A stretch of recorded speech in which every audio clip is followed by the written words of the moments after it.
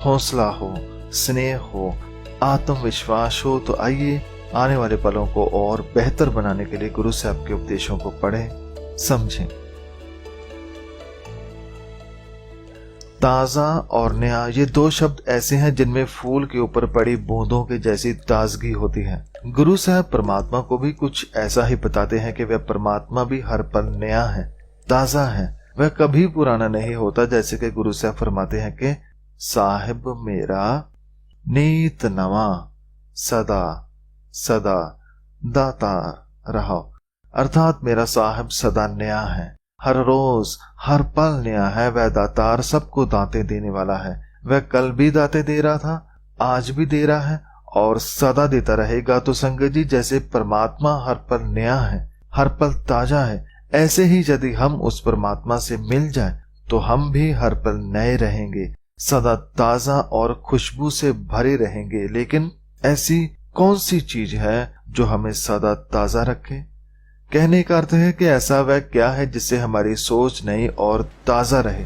इसका जवाब भी हम गुरु साहब से लेते हैं। गुरु साहब उपदेश करते हैं कि साच की मत सदा नौतन, शब्द नेह नवेल्यो, अर्थात सत्य का बोध हमेशा नवीन होता है और सत्य नाम का प्रेम सदैव नवीन रहता है। भाव के यदि हम गुरु के शब्द से सदा जुड़े रहें तो हमारी सोच बुद्धि सदा नई बनी रहती है। संगत जी, नए का अर्थ कोई नई चीज नहीं जिसे खरीद कर लाना पड़े। दरअसल यहाँ पर नया कहा गया है हमारी सोच को, हमारी वह सोच जो कभी खराब ना हो, जिसमें कोई भी मैल ना हो। जैसे हम पहाड़ों की वादियां देखते हैं, बहते हुए झरने देखते हैं, पंछी गुनगुनाते सुनते हैं, तो वह हर रोज बहते हैं, रोज संगीत पैदा करते हैं और वह हमें अच्छे भी लगते हैं, वह हमें सदा नए और ताजा लगते हैं। ऐसे ही हमारी सोच भी ताजा और हर पल नई रह सकती है यदि हम गुरु की वाणी से जुड़े रहें, क्योंकि गुरु की वाणी हमारी बुद्धि को कभी भी खराब नहीं होने देती, इसे हमेशा नई और ताजा रखती है। तो गुरु से जुड़े रहें और ताजा रहें, हर पल हर घड़ी नए रहें। जब हम किसी को नए साल की बधाई देते हैं तो अक्सर कहते हैं कि आपका ये साल खुशियों से भरा हो। हम सबकी ये दिली इच्छा होती है कि हमारा आने वाला साल बहुत सारी खुशियां लेकर आए। और संगत जी, खुश रहना हर किसी का हक है और खुश रहना भी चाहिए, परंतु सोचने वाली बात यह है कि हमें खुश होने से रोक कौन रहा है? क्या कोई रोक रहा है? नहीं, हमें कोई नहीं रोकता, लेकिन फिर भी हम अपनी उदासी का दोष दूसरों पर डाल देते हैं कि ये मुझे खुश नहीं रहने देता। संगत जी, ये बात बहुत गलत है कि कोई हमें खुश नहीं होने देता, हम ऐसा सोचते हैं। यदि ऐसा होता तो दुनिया में कोई गुलाब ना खिल पाता, कोई पंछी ना गुनगुनाता। यदि ये फूल पौधे, धरती, चांद, सितारे भी दुनिया की परवाह करते तो वह खिल नहीं पाते, लेकिन वह खिलते हैं, उन्हें किसी की परवाह नहीं। ऐसे ही आपने खुश रहना है तो बस रहना है, किसी और के बारे में मत सोचिए, आनंद में रहे। जैसे कि गुरु पातशाह फरमाते हैं कि सदा आनंद रहे दिन राति, जन नानक आन दिन हर गुण गावे। गुरु साहब उपदेश करते हैं कि इस पल, इस दिन या इस घड़ी नहीं बल्कि सदा ही आनंद में रहा जा सकता है। हर दिन, हर रात, हर पल आनंद में रहा जा सकता है। वो कैसे? गुरु साहब साथ ही में फरमाते हैं कि जब हम दिन रात उस मालिक के गुणों को गाएं, उसका गुणगान करें, तो हम सदा ही आनंद में रह सकते हैं। संगत जी, क्या होता है जब हमारे अंदर प्रभु गुण नहीं होते? भाव जब हमारा मन हमारे वश में नहीं होता तो वह इधर उधर से विचार जमा कर लेता है और उसी के प्रभाव के कारण कभी खुश होता है, कभी दुखी, क्योंकि दूसरे भी ऐसा ही करते हैं। लेकिन जब हमारा मन पूर्ण तौर पर गुरु के शब्द से जुड़ जाता है, गुरबानी से जुड़ जाता है, तो मन को गुरबानी से प्रभु गुणों का खजाना मिलता है। जैसे जैसे गुरबानी पढ़ते हैं वैसे वैसे गुण अंदर आते हैं और जब मन में उस मालिक के गुण आ जाएं तो हमें खुश रहना भी आ जाता है, आनंद में रहना भी आ जाता है। अभी हमने कुछ दिन पहले साहिबजादों का इतिहास जाना था। आप बताएं, उन पर इतने जुल्म हुए, क्या उनके आनंद को कोई छीन पाया? नहीं, क्योंकि वह गुरु से जुड़े थे, उनमें गुरु की वाणी थी।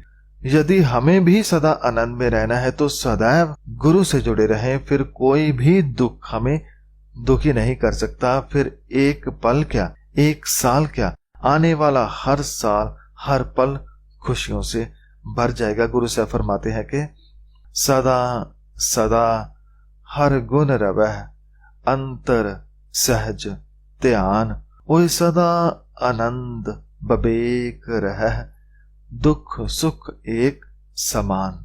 अर्थात जो सदा हरि के गुण गाते हैं, उसे जीते हैं, उसके अंतर मन में सहज आ जाता है, ध्यान आ जाता है, आनंद आ जाता है, विवेक आ जाता है, उसके लिए दुख सुख एक जैसे हो जाते हैं, उसका जीवन आनंद से भर जाता है।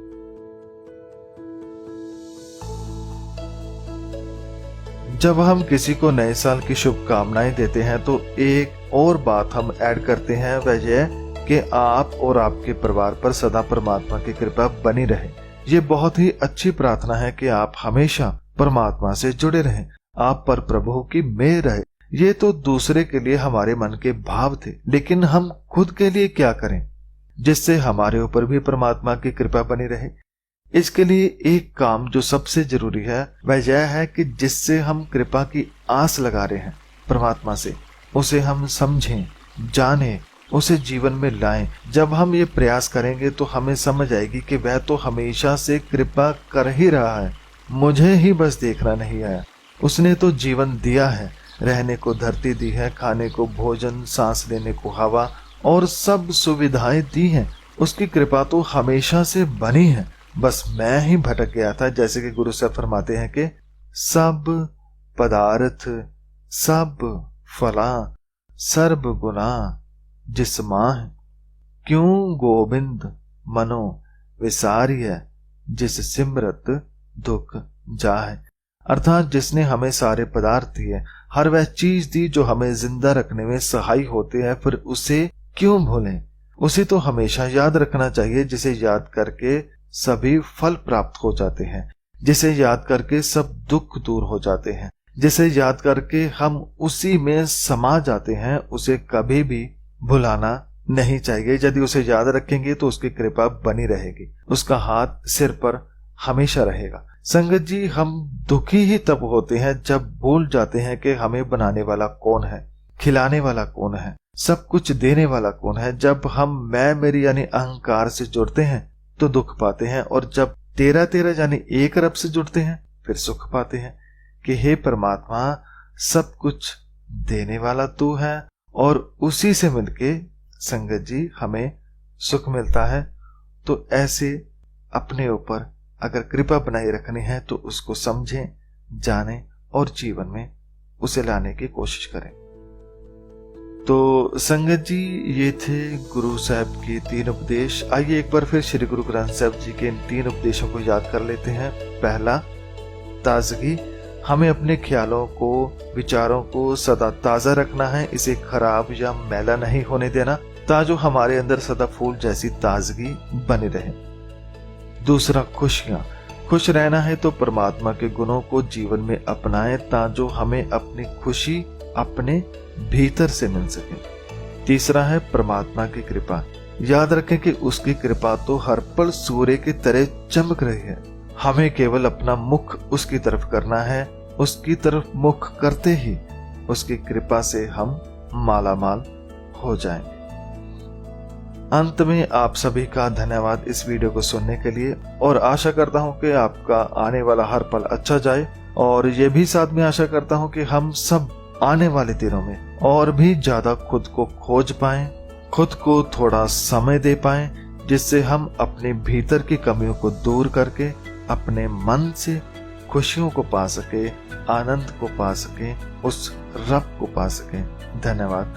और सतगुरु श्री गुरु ग्रंथ साहब जी का बहुत बहुत धन्यवाद, जो उन्होंने हर पल हमारा साथ दिया, और यही अरदास है कि वह हमेशा हमारे अंग संग रहें, हमें ऐसे ही अपने से जोड़े रखें, हमें अपने ज्ञान से, प्रेम से आनंदित करते रहें, उस मालिक से जोड़ते रहें। वाहिगुरु जी का खालसा, वाहिगुरु जी की फतेह।